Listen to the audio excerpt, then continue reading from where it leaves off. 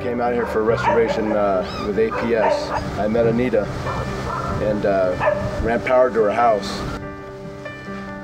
Her whole roof had blown off her house. And God put it on my heart to get her a new roof.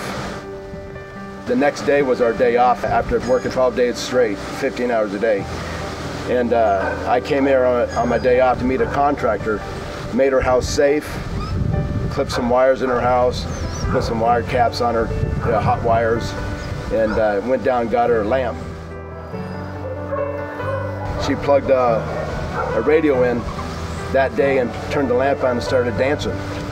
She had a radio and a lamp, and she just loved it. In the meantime, I met another contractor that evening and made a deal with him to put a roof on her house. And she has a new roof.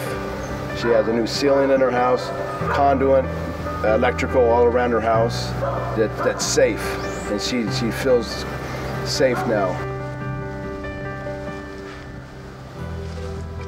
We're a brotherhood of electrical workers at 387 out of Arizona. And I said, hey, if you like to help, I'd like for your blessings, for your, if you want to help money-wise, or just come out and help clean her house up. Gracias a ellos, que ellos me ayudaron.